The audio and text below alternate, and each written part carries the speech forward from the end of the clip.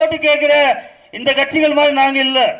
நாங்க உங்ககிட்ட ₹1 பணம் கொடுத்து வாக்கு கேட்க வரல. இந்த நிலத்தில் நீரும் சோறும் நிலத்தடி நீரும் அடுத்த தலைமுறைக்கான வளங்களும் காக்கப்பட வேண்டும் என்பதற்காக களத்தில் நிற்கிற படித்த பிள்ளைகள் தான் இங்க வாக்கு கேட்டு உங்ககிட்ட நிக்கிறோம். இந்த ஜனநாயக ஆற்றல்ல ஒரே ஒரு வாய்ப்பு தான் இருக்கு. நமக்கு நடக்கிற அத்தனை அநீதிகளுக்கும் அத்தனை கொடுமைகளுக்கும் முடிவு கட்ட ஒரே வாய்ப்பு தான் இருக்கு. அது நீங்கள் செலுத்துகிற வாக்கு தான்.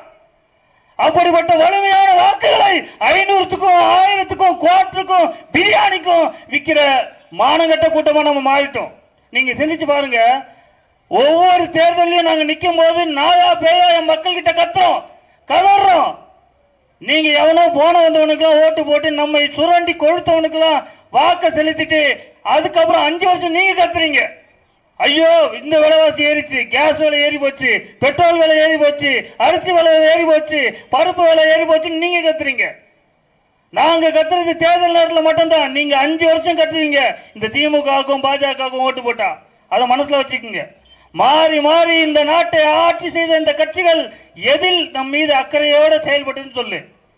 இங்கிருந்து வாக்கு வாங்கி நாடாளுமன்றத்திற்கு சென்ற நாடாளுமன்ற உறுப்பினர்கள் ஒரு விஷயத்தை நமக்காக தீர்த்து வச்சாங்கன்னு சொல்லு. 8 வழிச்சாலை பிரச்சனை யாரால வருது? இந்த ஆட்சியாளர்கள் தான்.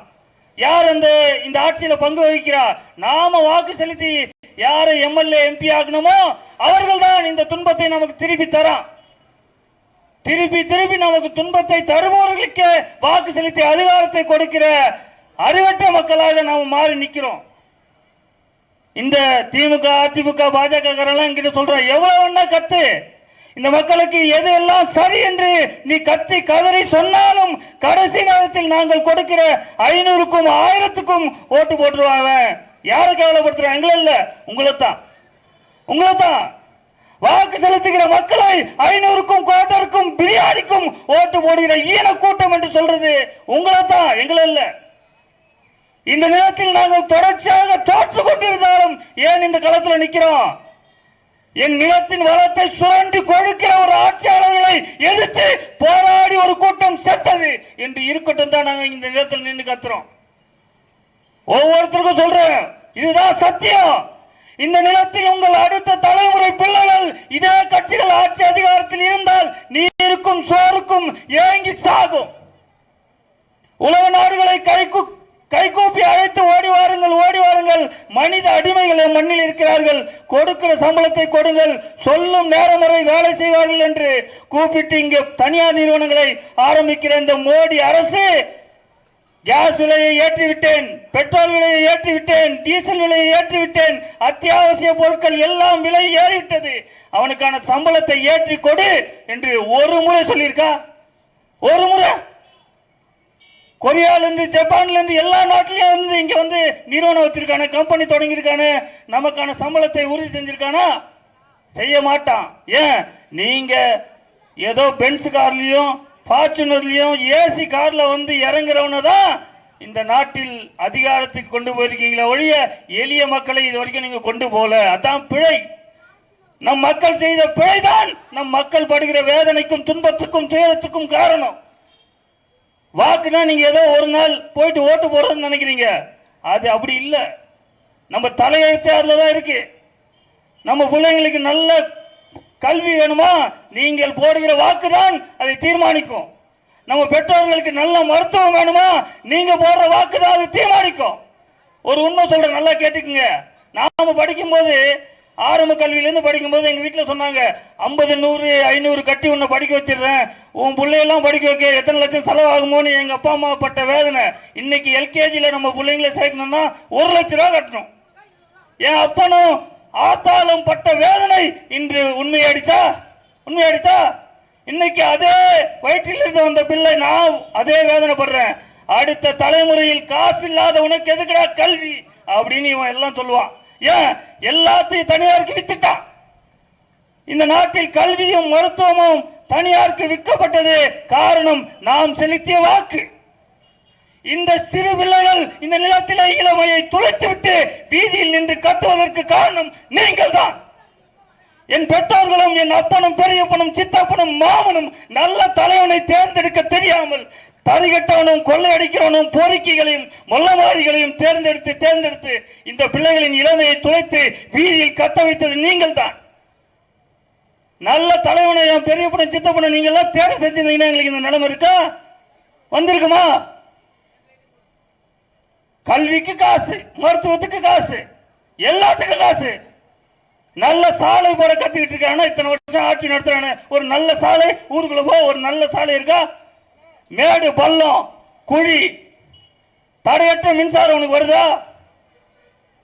எல்லா வளமும் இருக்கிற இந்த நாட்டில் தான் எல்லாத்துக்கும் கையேந்திர மக்களும் இருக்கிறான். எந்த வளமும் இல்லாத பாலைவன தேசம் எல்லாம் உலகத்தில் வளர்ந்த நாடாக உயர்ந்து சிறந்து இருக்குது. என் நிலத்தில் எந்த வளம் இல்ல, எந்த வளம் இல்ல? மக்கள் வளம் இல்லையா? மக்களுக்கு உழைக்கிற ஆற்றல் இல்லையா? தினமும் உழைக்கிறான், காலையில இருந்து சாயந்தரம் வரைக்கும் உழைக்கிறான்.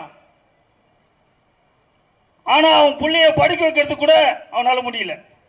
காலையில இருந்து சாயந்தரம் வரைக்கும் உழைக்கிறான். நல்ல சட்டை வாங்கி போடுறது, ஒரு தீபாவளி பொங்கலுக்கு ஒரு நல்ல சட்டை வாங்கி போடுறது யோசிக்கிறான். ஆனா ஒரு நாள் முழுக்க உழைக்கிறான். ஆனால் எந்த உழைப்பும் செலுத்தாத பெரும் முதலாளிகள் என் நிலத்தின் மக்களின் உழைப்பை சுரண்டி இந்த நாட்டில் பெரும் பணக்காரனா மாறிட்டே வரான். எல்லாரோட அபிடேவிட் எடுத்து பாருங்க. வேட்புமனு தாக்கல் பண்ணும்போது 2 கோடி இருக்கிற சொத்து அவன் வென்று முடிச்சு கொஞ்ச நாள்ல 200 கோடி ஆயிடுது. கேட்க யாருமே இல்லை. எப்படா வந்துச்சு? கேட்க மாட்டீங்க நீங்க. அதே நம்ம பணத்தை எந்த நாய் கொள்ளையடிச்சதோ அந்த நாய் ரோட்ல வரும்போது ஓடி போய் கதவு திறக்கிற கூட்டமா நம்ம மாறிட்டோம். எவ்வளவு கேவலமாயிட்டோம் பாரு, எவ்வளவு கேவலமாயிட்டோம் பாரு. நம் வாக்கை வாங்கி நம் உழைப்பை சுரண்டி ஊழல் லஞ்சம் என்று நாட்டை கெடுத்தவர்களை தலைவர்கள் என்று கொண்டாடுகிற ஒரு கூட்டத்தை மாற்றியாக வேண்டும் என்றுதான் இந்த நிலத்திலே களத்தில் நிற்கிறோம். வாக்கை வெறும் வாக்கு என்று நீங்கள் நினைக்காதீர்கள், அது நம் வாழ்க்கை என்று நினையுங்கள். இந்த நிலத்தில் உங்களுக்கு இருக்கிற இறுதி வாய்ப்பு இந்த பிள்ளைகள் தான். நாங்கள் மட்டும்தான் இதை மாற்றுவோம். அந்த நம்பிக்கையோடு தான் இந்த களத்தில் நிற்கிறோம். ஏன் இந்த நிலத்தில் நடக்கிற அத்தனை அநியாயத்திலும் பாதிக்கப்பட்டவர்கள் நாங்கள் தான். இந்த நிலத்தில் கல்வி கிடைக்காமல் இயங்கியவர்கள் நாங்கள் தான். இந்த நிலத்தின் பெற்றோர்களுக்கு நல்ல மருத்துவம் கிடைக்காமல் அவர்கள் துடித்து சாகும் போது பார்த்தவர்கள் நாங்கள் தான். அதனால் தான் இதை மாற்ற வேண்டும் என்று துடிக்கிறோம். இந்த நிலத்தில் நாங்கள் போராடுவது உங்களுக்காக அல்ல, எங்களுக்காக, எங்கள் தலைமுறைக்காக. நாங்கள் எங்களுக்கு இருக்கிற பேராசை ஒன்றுதான், எம் இனத்தின் நலன், எமது மக்களின் நலன். அந்த பேராசையை நிறைவேற்ற உங்களிடத்திலே நாங்கள் கேட்பது வாக்குதான். இதை வெறும் வாக்கு, ஏதோ ஒரு நாள் கடமை யாருக்கோ போட்டுருவோம், அதை விட்டு சிந்திச்சு வாக்கு போடு. 500க்கும் 1000க்கும் ஓட்டு போட்ட ஈன கூட்டமாக இருந்தது போதும்.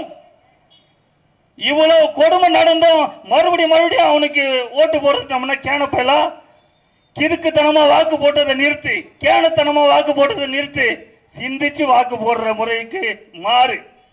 ஏன் வாக்கு செலுத்துறோம், எதுக்கு வாக்கு செலுத்துறோம், யாருக்கு வாக்கு செலுத்துறோம் தெரிஞ்சு வாக்கு செலுத்து. நம்மை அழித்து ஒழிக்கிற இந்த ஆட்சியாளர்களை அகற்ற உங்கள் பிள்ளைகள் உங்களிடத்திலே கேட்பது ஒன்றே ஒன்றுதான், உங்கள் மதிப்பு மிக்க வாக்கு. எங்களோட சின்னத்தை புடுங்கிட்டு புது சின்னம் குத்துட்டான், மைக்கு. ஆனா பல பேர் எங்ககிட்டயே சொன்னது, நீங்க நல்லா பேசுறீங்க, ஆனா உங்க சின்னம் போய் சேரல, விவசாயின்னு யாருக்குமே தெரியலன்னு சொன்னா. இப்ப நீங்க பேசுறதே சின்னமா வந்திருக்கு. இப்பயாவது இந்த மக்கள் நினைவுல வச்சுக்கிட்டு வாக்கு செலுத்துறானா பார்ப்போம்.